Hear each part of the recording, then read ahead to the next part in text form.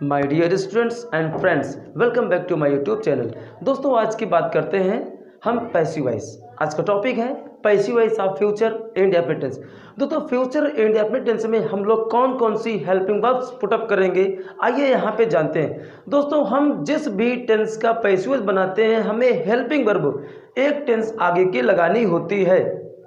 जैसे कि मैंने इसके पहले वीडियोज़ में मैंने बताया है आपको कि +1 हेल्पिंग वर्ब हमें यूज करनी होती है केवल कंटिन्यूअस को छोड़कर, क्योंकि कंटिन्यूअस में हेल्पिंग वर्ब हम उसी टेंस के लगाते हैं, सिर्फ हमें बीइंग जोड़ना होता है। लेकिन कंटिन्यूअस को छोड़कर जितने भी हमारे टेंस होते हैं, उनका जब हम पैसिव वॉइस बनाते हैं तो हमें हेल्पिंग वर्ब +1 इट मीन्स एक टेंस आगे की लगानी होती है। तो आज का टॉपिक है फ्यूचर इंडेफिनिट टेंस। तो ये जो फ्यूचर इंडेफिनिट टेंस है, इसका जब हम पैसिव वॉइस बनाएंगे तो इसमें भी हमें हेल्पिंग वर्ब जोड़नी होगी एक टेंस आगे की, इट मीन्स फ्यूचर कंटिन्यूअस की। और फ्यूचर कंटिन्यूअस में आप जानते हैं कि विल बी शैल बी का यूज करते हैं। तो यहाँ पर भी तो जब मेरा सब्जेक्ट आई और वी होगा, जब मेरा सब्जेक्ट आई और वी होगा तब हमें शैल बी लगाना होगा। आई और वी को छोड़कर मेरे पास कोई भी सब्जेक्ट होगा, हमें लगाना होगा विल बी, और सबके साथ हमें थर्ड फॉर्म यूज करना होता है। तो दोस्तों, सबसे पहले हम समझते हैं कि इसका स्ट्रक्चर क्या है। सबसे पहले हम स्ट्रक्चर अफर्मेटिव की बात करते हैं, फिर नेगेटिव स्ट्रक्चर की बात करेंगे, फिर इंट्रोगेटिव की बात करेंगे। तो दोस्तों, सबसे पहले यहाँ लिखा हुआ है passive voice of future indefinite tense, affirmative sentence. इसका मैंने स्ट्रक्चर लिखा हुआ है।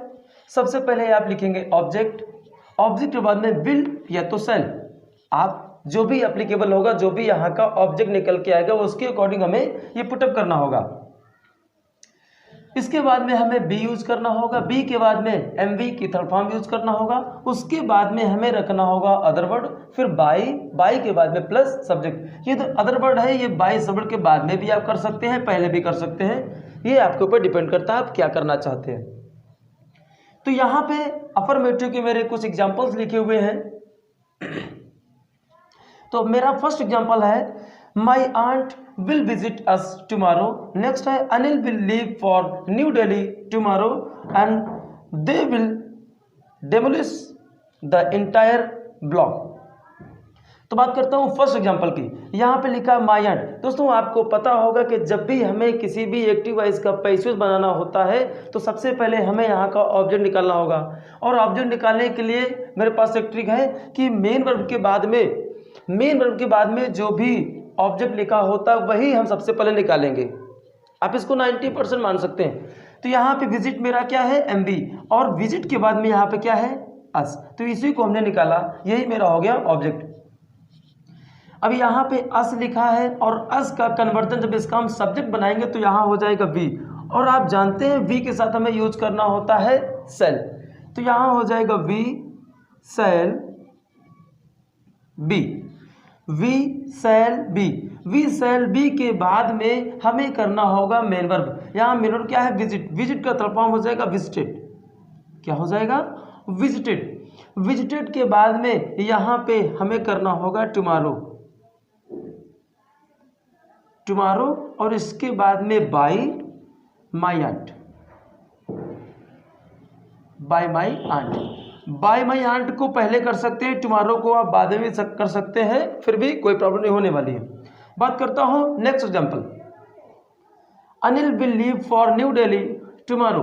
यहां पे क्या है, मेन वर्ब मेरा क्या है, लीव। मेन वर्ब मेरा है लीव, और लीव के बाद में यहां है फॉर न्यू दिल्ली। तो यहां का ऑब्जेक्ट क्या निकल के आएगा, न्यू दिल्ली। तो सबसे पहले हमने कर दिया न्यू दिल्ली। न्यू दिल्ली क्या है, यहाँ पे सिंगुलर प्लूरल नहीं होता है। दोस्तों, ये आपको रिमेंबर करना है, यहाँ पे सिंगुलर प्लूरल हमें नहीं कंसिडर करना होगा। यहाँ पे सिर्फ आई और वी को मुझे मानना होता है। आई वी के साथ शैल भी लगाएंगे, आई वी को छोड़कर कुछ भी हो सब्जेक्ट हमें विल भी लगाना होगा, सबके साथ थर्ड फॉर्म लगाना होगा। न्यू दिल्ली, इसके बाद में will be, new Delhi will be, और ये लीव है, लीव का सेकंड फॉर्म लेफ्ट। लेफ्ट के बाद में ये फॉर, ये तो नहीं हटने वाला है, फॉर टुमारो, फॉर टुमारो, फिर क्या है बाय अनिल, बाय अनिल। आप इसको वैसे भी कर सकते हैं, new Delhi will be left by Anil for tomorrow. इसको पीछे भी ले जाएंगे तब भी आपका पैसिव वॉइस करेक्ट होगा। Okay, next, they will demolish, demolish sorry demolish, demolish क्या होता है? डिमोलिश होता है मिटा देना, उसका नाश कर देना, फिनिश कर देना। तो डिमोलिश द एंटायर ब्लॉक। अब ये ब्लॉक क्या होता है? ब्लॉक क्या होता है? जहाँ बहुत सारे घर बने होते हैं, एक जगह पर घर बने होते हैं, उसको बोलते हैं ब्लॉक, कॉलोनी बोल सकते हैं। They will demolish the entire block. तो यहाँ का क्या है? डिमोलिश मेरा हो गया एमबी, और एमबी के बाद में जो होता है वही मेरा हो जाएगा ऑब्जेक्ट। तो यहाँ क्या निकालेंगे? The entire block. तो इसी को सबसे पहले हमने निकाल लिया, द एंटायर ब्लॉक। यहाँ पर भी हमें यूज करना होगा विल बी, क्योंकि मैंने इसके पहले बताया था जब आई और वी हो तब हमें शैल बी यूज करना होता है, और आई और बी को छोड़कर मुझे किसी के साथ भी विल बी यूज करना होगा। आई बी के साथ शैल बी, बाकी सब के साथ विल बी। सिर्फ मुझे इतना रिमेंबर रखना है, the entire block will be. यहाँ क्या है? इसका third form demolished, demolished bye them, demolished bye them. बात करते हैं कुछ निगेटिव एग्जांपल्स की। उसके पहले हम जान लेते हैं निगेटिव का स्ट्रक्चर क्या होगा। दोस्तों यहाँ पे स्ट्रक्चर मेरा अफर्मेटिव का है, और इसी स्ट्रक्चर में हम निगेटिव को बना देते हैं। यहाँ विल शैल है, यहाँ बी है। अगर मेरा सेंटेंस कोई भी निगेटिव है तो नॉट और नेवर का हम यूज विल शैल बी के बीच में मुझे पुटअप कर देना होगा। तो मेरा क्या हो जाएगा? विल नॉट बी और शैल नॉट बी। ओके, अब बात करते हैं कुछ निगेटिव के एग्जांपल्स की। अब निगेटिव के मैंने कुछ एग्जांपल्स लिए हैं, और निगेटिव के साथ साथ मैंने इंटरोगेटिव के कुछ एग्जांपल्स लिए हुए हैं। तो निगेटिव जब हम मुझे पैसिव बनाना होगा निगेटिव का, तो मुझे क्या करना होगा? मुझे करना होगा will not be, shall not be. I and we के साथ में शैल नॉट बी, और आई बी को छोड़कर सभी के साथ में मुझे करना होगा विल नॉट बी। बाकी सारे रूल्स हमें वही अप्लाई करना होंगे। तो हम लोग बात करते हैं कुछ एग्जांपल्स की। एग्जांपल है, Sachin will not invite you to dinner on Monday. अब यहाँ पे क्या है? विल नॉट इनवाइट, इनवाइट क्या है? एमबी, इनवाइट के बाद में क्या है? यू। इसी को मैंने मान लिया ऑब्जेक्ट। तो इसको जब मैंने ऑब्जेक्ट मान लिया तो यहाँ पे रखा मैंने यू। यू के साथ भी मुझे यूज करना होता है विल, विल नॉट बी। आपको विल बी के बीच में नॉट यूज करना होगा। नॉट अगर आपने यहां कर दिया तो आपका सेंटेंस रॉन्ग हो जाएगा। You will not be, invite का third form invited, invited. You will not be invited. Invited के बाद में क्या है? ये अदर वर्ड इतना पूरा हो जाएगा, to dinner on Monday, on Monday. फिर क्या है? सब्जेक्ट मेरा सचिन, तो यहां हो जाएगा बाय सचिन। क्या हो जाएगा? By Sachin. You will not be invited to dinner on Monday by Sachin. बात करते हैं next, they will not finish their work by tomorrow. यहां पे मेन वर्ब क्या है मेरा? फिनिश, और यहां पे क्या हेल्पिंग वर्ब है? Will not. मैंने बोला था जब विल शैल हो, आपको अगर नहीं पता है किसी भी सेंटेंस में आपको विल और शैल दिख जाए और उसमें कोई एक्शन हो, तो इसका जब पैसिव बनाते हैं तो उसके बाद में हमें बी जोड़ देना होगा। क्या जोड़ देना होगा? बी प्लस एम बी की थर्ड फॉर्म। तो यहाँ मेरा क्या है? फिनिश थर्ड फॉर्म है, सॉरी मेन वर्ब है ये, और इसके बाद में क्या है? Their work. तो देयर वर्क को ही हमने ऑब्जेक्ट माना, तो यहाँ हमने निकाला सबसे पहले देयर वर्क। देयर वर्क के साथ भी मुझे विल नॉट बी का यूज करना होगा। विल नॉट बी, फिनिश का थर्ड फॉर्म फिनिश्ड, फिनिश्ड। यहां क्या है? आपकी बारी क्या है? बाय टुमारो बाद में कर देता हूं, आप पहले भी कर सकते हो, doesn't matter. Finished bye them, bye them, और ये वाला हो जाएगा बाय टुमारो। आप इसको बाय टुमारो यहाँ कर सकते हो, ये भी हो जाएगा बाय टुमारो बाय देम। आप दोनों में से कोई भी कर सकते हैं। बात करते हैं नेक्स्ट, लिखा हुआ है we shall not solve all the problems by morning. अब यहाँ पे क्या है, सॉल्व हमारा है एमबी और इसके बाद में क्या ऑब्जेक्ट हो जाएगा, ऑल द प्रॉब्लम्स। अब ये ऑल द प्रॉब्लम्स यही मेरा क्या हो जाएगा, यही मेरा हो जाएगा ऑब्जेक्ट। तो ऑल द प्रॉब्लम्स इसको मैंने निकाल लिया, मैंने किया ऑल द प्रॉब्लम्स। इसके बाद भी मुझे विल नॉट बी का यूज करना होगा। अब ये क्या इसके बाद आएगा एमबी, एमबी का थर्ड फॉर्म क्या हो जाएगा, सॉल्व्ड। सॉल्व के बाद में क्या हो जाएगा मेरा ये अदर वर्ड। आप अदर वर्ड को बाद में भी कर सकते हो, बाय मॉर्निंग, बाय मॉर्निंग। और ये वी है, वी का कन्वर्जन क्या हो जाएगा, बाय अस, क्या हो जाएगा बाय अस। दोस्तों अगर ये टॉपिक आपको अच्छा लग रहा है और ये जितने भी पैसिव हम बना रहे हैं, चेंज कर रहे हैं, एक्टिव से पैसिव वॉइस बना रहे हैं, अगर आपको ये अच्छा लग रहा है और आपको समझ में आ रहा है तो please subscribe our channel please.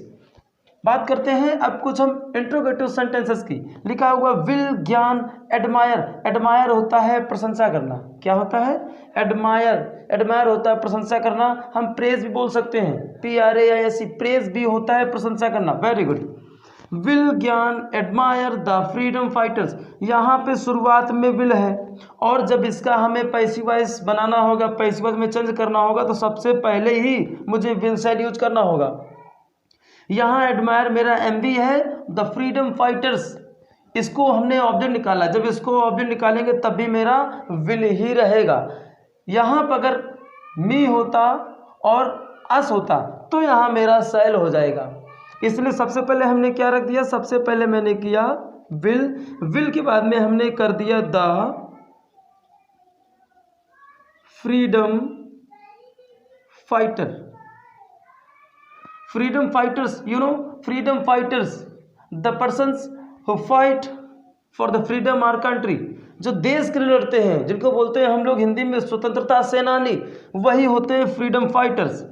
Will the freedom fighters. अब यहाँ मुझे बी करना होगा, निगेटिव में भी हम सेपरेट कर देते हैं, विल बी, शैल बी अलग अलग हो जाता है और इंट्रोगेटिव में भी हम अलग अलग करेंगे। लेकिन बात करते हैं जब अफर्मेटिव में, तो अफर्मेटिव में विल बी शैल बी एक साथ आ जाता है।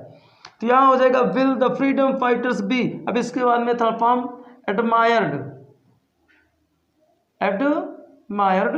एडमायर्ड के बाद में क्या हमें यहाँ पे है, यहाँ लिखा है ज्ञान, तो यहाँ हमें करना होगा बाय ज्ञान। अब बात करते हैं कुछ और एग्जांपल्स की। अब नेक्स्ट एग्जांपल है will he oblige me. Oblige एहसान मानना। यहाँ पे क्या लिखा है, सबसे पहले विल और यहाँ पे क्या है, ही ओब्लाइज मी। अब यहाँ पे विल है, जब इसका पैसिव बनाएंगे तो सबसे पहले मुझे विल और शैल का यूज करना होगा। यहाँ का ऑब्जेक्ट क्या है, मी। मी को जब मैं यहाँ लेके आऊँगा तब यहाँ हो जाएगा शैल, क्योंकि मी का कन्वर्जन यहाँ पे हो जाएगा आई और अस का कन्वर्जन होता है वी, और आई और वी के साथ हमें यूज करना होता है शैल बी। सिर्फ इतना ही मुझे लर्न करना है। तो शैल, शैल के बाद में यहाँ हो जाएगा आई, आई के बाद में बी और इसका थर्ड फॉर्म हो जाएगा ओब्लाइज्ड। क्या हो जाएगा, ओब्लाइज्ड। ओब्लाइज्ड के बाद में आप क्या सोचेंगे, बाय लगा दो, बाय लगा के हिम कर दो। अगर ऐसा करेंगे your sentence will be wrong.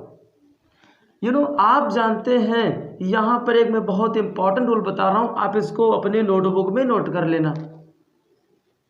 अगर किसी भी सेंटेंस में जब मैं पैसिव बना रहा हूँ और वहाँ पर नो है, क्या है, नो, और नो के बाद में यहाँ पर क्या है, नेक्स्ट वर्ड हमारा है ओब्लाइज।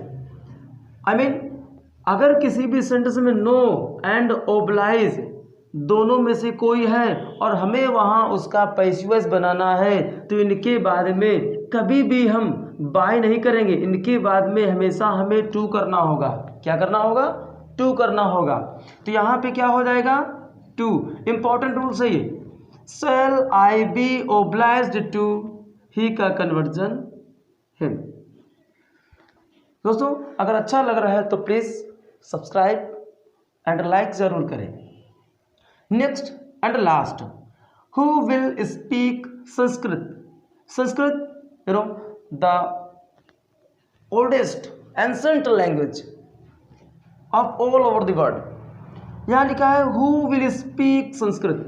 हु को चेंज करते हैं बाय होम में, बाय होम। बाय होम के बाद में मुझे विल शेयर यूज करना होगा। यहाँ हम पहले ले आएंगे संस्कृत, आप बाद में भी कर सकते हैं संस्कृत। संस्कृत क्या है, इसके साथ हम विल लगाएंगे क्योंकि केवल आई और बी के साथ शेयर लगता है। बाय होम विल संस्कृत, यहाँ हो जाएगा बी, और स्पीक का थर्ड फॉर्म स्पोकन। क्या हो जाएगा, spoken. By whom will Sanskrit be spoken.